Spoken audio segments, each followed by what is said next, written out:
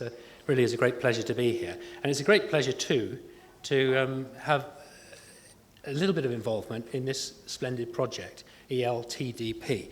And I thought at this point I'd celebrate that by putting my cap on. Now, this is the structure of what I'm going to say and discuss this morning. I'm going to start off by talking about some of the challenges that we face, and I'm going to make reference to the education blueprint. I'm then going to share with you some of the international evidence about teaching and learning, talk about professionalism, talk about the teaching and learning research program, which I was involved in, which is not dissimilar in some ways than the project that you've been working on as well. And then I want to talk about two different ways of trying to make sense and interpret that. And you'll see that these all fit together to provide different kind of ways into the process of being reflective about ordinary, routine, everyday classroom practice. The system outcomes which are being sought relate to access, quality, equity, unity, and efficiency. So it's quite clear that Malaysian education does face significant challenges. Quite clear. And the only way really of meeting those challenges is through the expertise of teachers. It's the only way, ultimately, of achieving that. Let me move on and just deal a little bit with some of the international evidence on these matters.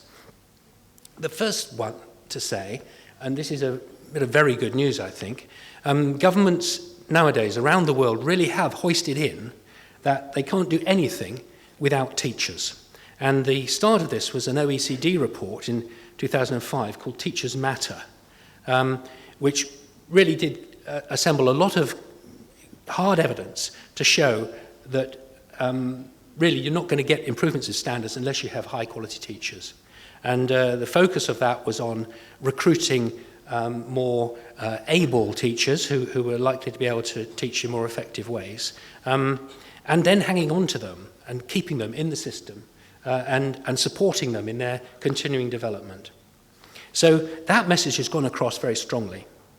And then the McKinsey company published a report called, as you can see there, How the World's Best Performing School Systems Come Out on Top. And they had this sentence in there: the quality of an education system cannot exceed the quality of its teachers. And that sentence you'll find in the blueprint exactly in those words. And it's absolutely true.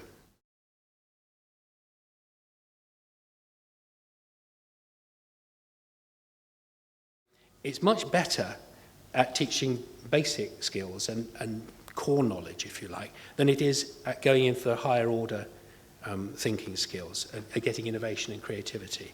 And it's certainly problematic for some pupils. Generally speaking, the highest attainers tend to get bored, and the weaker ones tend to get left behind, because it's terribly difficult to bring everybody along together. And so that basic kind of design of teaching will not deliver the aspirations of the blueprint. And I think that's going to require quite a lot of creativity from the teaching profession, which is going to take you into more ways of thinking about yourselves as a professional group, and things like reflective practice will help in the development of that sort of expertise and those sorts of skills. The key feature of reflective practice generally can be very simply expressed, and it's between this distinction between routine and reflective action.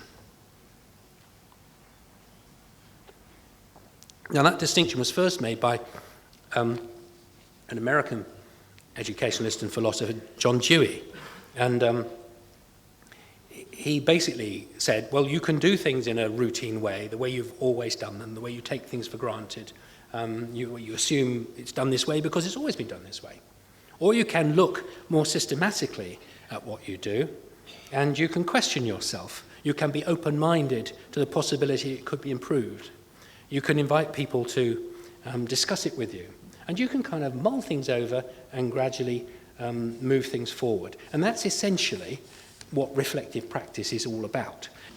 My most accessible way of thinking about this, I think, is through this little model that says in a classroom you very often encounter some sort of a problem, and I don't know what it might be. We'll come on to some examples in a minute. But underlying the problem that you experience is usually some educational issue,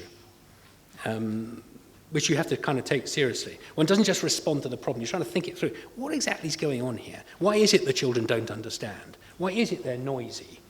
Why is it they've lost everything? And then you're confronted by various courses of action. What will you do? What are the possibilities that you might, what action might you take? And so you have these kind of dilemmas between one course of action and another. And then, of course, you've got to make a judgment, you've got to decide on something, and that's what you do. And the basic argument of reflective practice is that making those judgments is enhanced if you can add in some evidence, if you've got a good reason for selecting what it is that you do. And to get that evidence, you then need to go through a process of reflective practice where you collect the evidence, you analyse and evaluate it, and then you apply it. So that's a very simple, straightforward model. Now, I was lucky enough to visit a school on Monday and saw a class with Year 3 children. Now, I've got two examples where a little bit of reflective practice would have been interesting to try in that class. The first one was when they moved from being all at the front, where they were all kind of together and attentive and everything seemed to be very well coordinated, and they were asked to go back, sit at their desks, get out their books, and prepare for this dictation. Well, at that point, some of the children were able to take out their books, but many of them were not, because the books weren't there. They were somewhere else. The teacher then moved around very calmly and provided bits of some paper and found a book in a bag and coped with the situation admirably. But there was a problem where the lesson had flip-flopped, really. The momentum had been lost, the flow had gone, because they weren't able to make this transition. So the issue underlying that is, of course, that the resources that the children needed weren't completely organised, and the children weren't self-sufficient. So the choices that the teacher had to confront, if they'd been thinking about this in a kind of reflective teaching kind of way, would be, what's the best thing for them to do? Is it best for them to move around the classroom, sorting it out in the short term? Or is it best for them to stop and spend some time training the children, checking on the resources before the lesson begins, and getting it all in place so that it can be sustained for the longer term? And what evidence could you collect if you tried, say, the latter, about how effectively that was working? Could you monitor it over time so that you gradually got the children to be more effective at managing their own resources in their own environment so you could have better flow through your lessons? So that's an example. Now here's another example from the same lesson. When they got to the seat work and the dictation, some of the children were able to do it perfectly well. And some of them really weren't. Some of them really didn't get much further than trying to find a way of writing the very first word. And some of them didn't even get past the first word.